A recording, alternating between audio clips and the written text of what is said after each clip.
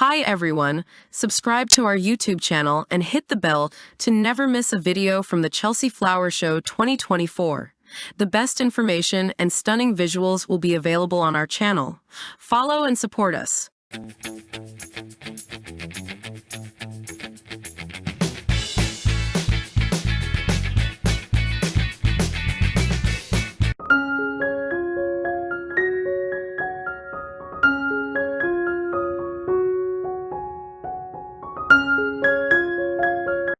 The garden design tells the story of a global dermatological partnership which supports Burmese healthcare workers treating adults and children with terrible skin conditions.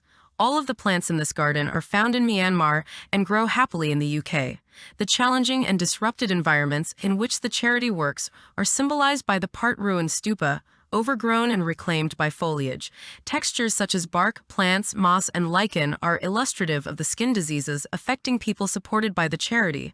A traditional Burmese stilt house made from recycled timber with a thatched roof sits above a pool offering views of a cascading waterfall. A dry stone bench is inspired by the 28th letter of the Burmese alphabet La, which together with its accent forms the word lar, meaning coming together. At a glance, who is this garden for? Where is the garden set? Who or what is the design inspiration?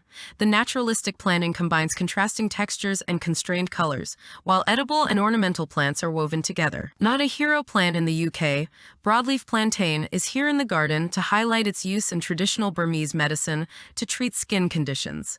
Key sustainability points. The vast majority of plants will be sourced in the UK and grown using peat-free compost in recycled and recyclable pots by using recycled and reclaimed materials. The garden is sensitive to both the current economic climate and the increasing need for sustainability. The garden includes many wildlife-friendly plants that provide food and shelter for birds, bees, and insects. Sustainable building techniques will include the use of dry bed foundations, dry stone walling, and the efficiency of construction and breakdown are considered in the design.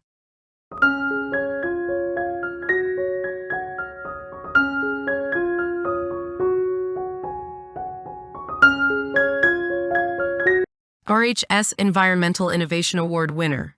Designed as a sensory haven, this garden brings joy, hope, and escapism through nature for children undergoing cancer treatment. Circular raised beds, made from perforated clay blocks, offer diverse sensory experiences through soft touch plants, fragrant herbs, and vibrant mosses, whilst the lower raised beds cultivate edible plants for exploration. These low-maintenance, resilient plants symbolize the country supported by World Child Cancer UK by improving global child cancer survival rates through community and healthcare empowerment. Supporting emotional well-being, a child and a parent can stroll through the reclaimed brick path, which leads to scenic meadows surrounded by tall trees, perennials, annuals, and shrubs. At its heart lies a seating area, which is a restful place for children and their loved ones. At a glance, who is this garden for? Where is the garden set? Who or what is the design inspiration? World Child Cancer UK's holistic approach to care. Its distinctively shaped raised bed design is inspired by keyhole gardens, originally seen in sub-Saharan Africa, for growing vegetables and crops on dry, exposed, and compacted soils, providing a cocooning, restful space for children experiencing cancer. Key sustainability points. The garden's construction is made with low-carbon materials with no concrete or metal materials used. Sustainable and peat-free soils are used, and carefully selected plants that will be hardy, resistant, and drought-resistant. The watering system installed at the garden will be through traditional clay devices called alas, which is a low-tech system with no need for water pressure nor electricity to ensure water wastage is minimal and at its most effective. Keyhole gardens are designed with a central composting basket that not only enriches the soil, encourages organisms, and reduces water use. Raised beds are designed to fit together like a modular block system, requiring no concrete or chemical glues in their assembly.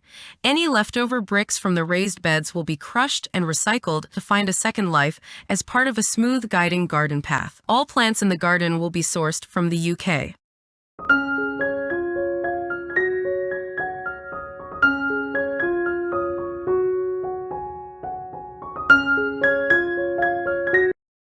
The Boodles Garden is a celebration of the 200th anniversary of the National Gallery. Taking inspiration from paintings at the gallery, it evokes the spirit of many significant artworks.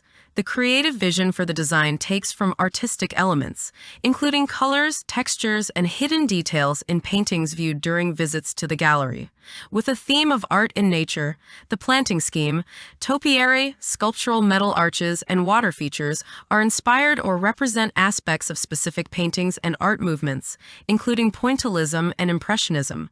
Subtle links to prominent paintings at the gallery will pervade the garden's design and planting, providing visitors a visual treat where nature represents art and vice versa. The visitor is led through the garden via a green-toned walkway beneath a series of sculptural arches that appreciate Canaletto and Claude's elements of repetition and perspective, as well as honor Klimt and Menzel's proclivity concerning fabric and intricate detail. A succession of bespoke textured metal water features define the space, providing surfaces to play with light and reflection reminiscent of Renoir, Monet, and Seurat. The planting palette is predominantly green and act as a superb foil for the warm, bold shades that weave and punctuate the garden, representing the artist's brush strokes and texture within pointillist and impressionist paintings. At a glance, who is this garden for? Where is the garden set? Who or what is the design inspiration? Key sustainability points. Alternatives to cement throughout the garden, including zero use of cements in concrete and any sub-base works, as well as recycled and repurposed sand. Hessian used for the protective membrane, and avoiding single-use plastic where possible. Garden arches designed to be lightweight and open, reducing wind resistance, to enable sub-base works to be less invasive and to allow for minimal construction. Relocation subject to planning authority consent. The aim is to rebuild part of the garden in front of the gallery near the Getty entrance, facing Trafalgar Square.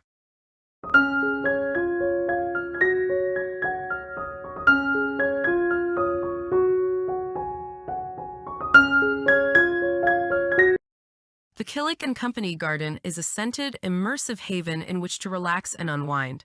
The design creates a supportive environment for families to talk and spend time together over a lifetime.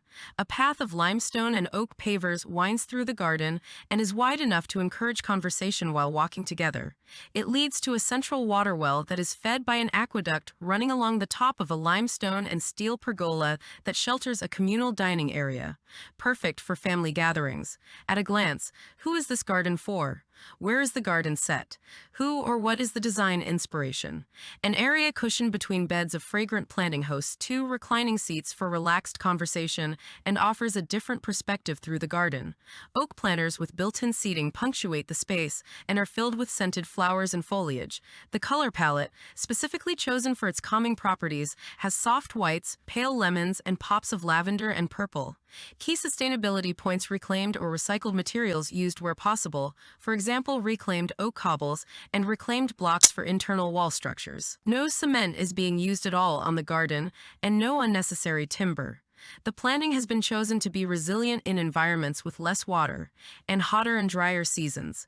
They are planted into gravel, and beds will be mulched over to help retain moisture. Repurposing many of the smaller plants are being rehoused at houses of Killik and Company. The trees are being returned to Landform HQ for a new project, and the hard landscaping materials are being used in a schools project.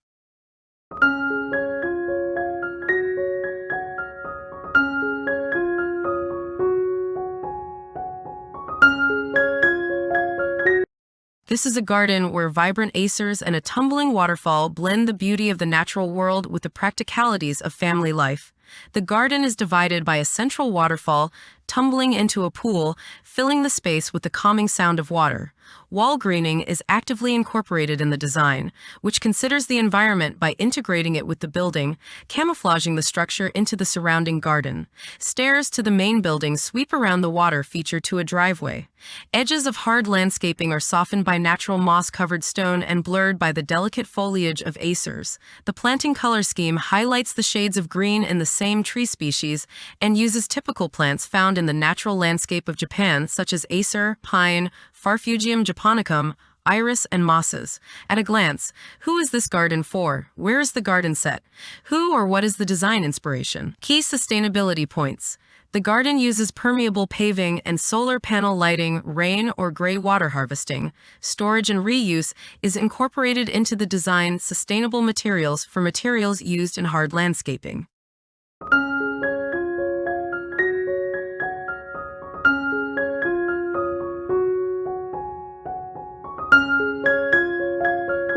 The The Bridgerton Garden is a secretive and secluded space, based on Penelope Featherington, a wallflower-like character from Netflix and Shondaland's upcoming series of Bridgerton. Designed to reflect Penelope's personal journey, the garden's initial focus is a moon gate which leads to an ornate water feature and sunken seating area in the heart of the garden. A shaded space down one half of the garden alludes to themes of mystery, turmoil, and defiance. Layers of ground cover, ferns, and ivy are intended to represent a woven network of secrets. In contrast, the other half of the garden graduates to a brighter palette of sophisticated colors. This full bloom effect is symbolic of Penelope's embracing of her true self and coming into the light. A curving path culminates at the back of the garden where an inscribed sculptural monolith symbolizes change. The return journey guides past an armillary sphere and through brighter planting back to the moon gate. At a glance, who is this garden for? Where is the garden set? Who or what is the design inspiration? The planning reflects feelings of secrecy, growth, and desire. A ring of field elms, Ulmus minor var. Suberosa offers secrecy and enclosure around the seating area, while clipped spirals mix formality with more whimsical planting. The moon gate can be seen as a portal into that person's personal journey, and the ensuing garden shows the remarkable and personal transformative power of growth. Key sustainability points. The use of dry stone walling significantly reduces the amount of cement and mortar required in the garden. The water feature, stone plinth, boulders, and sunken dry stone wall are built with salvaged materials and reclaimed items. Dry stone walls provide important habitats for many plants and animals, particularly for lichens, mosses, ferns, and a number of invertebrates. Where cement is required, Ecocrete is used for footings, and where possible, gem-free cement.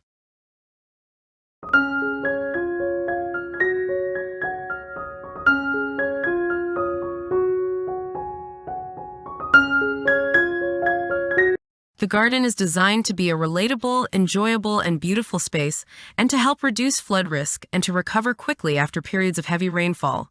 Dense planting slows the flow, while water is also captured and stored for later use. After heavy rain, the elevated deck and mound, linked by a bridge over a central swale, provide both habitable places for people and well-drained soil for the plants that need it. The swale forms a stream, channeling rainwater into a feature pond where it can gradually soak away, while large tanks double as ornamental ponds which store water for later use and can be discharged ahead of further rain using smart technology. At a glance, who is this garden for? Where's the garden set? Who or what is the design inspiration? The planting is green and lush with pops of jewel colors, yet it is as tough as it is beautiful and appropriate for the range of soil conditions. A large apple tree demonstrates the value of slopes for drainage, while a range of pond and bog plants are well adapted to varying degrees of water inundation. Flooding is a growing issue in the UK. 1 in 4 homes are at risk of damage to property and gardens and the associated physical and psychological trauma. The flood-resilient garden will be inspiring, aesthetically pleasing, and full of useful ideas to future-proof our gardens and address the disruption that flooding brings. Designed by Naomi Slade and Dr. Ed Barsley. Key sustainability points. Reclaimed materials that can endure frequent and prolonged periods of inundation, reducing the need to throw away and replace features. Peat. Free growing medium used for staging. Reclaimed or sustainable wood used for the hard landscaping. Salvaged fallen timber used for the deck and fence. Relocation and repurpose. After the show, the garden will be permanently rehomed to the picturesque grounds of Howbury Business Park in Oxfordshire. This is a particularly fitting venue for the flood-resilient garden because the park is owned by HR Wallingford, an organization that helps develop resilient approaches to flooding. The garden design will be adapted to fit into the Howbury Park space and will be open free of charge from spring 2025, offering lots of people the chance to enjoy and benefit from it.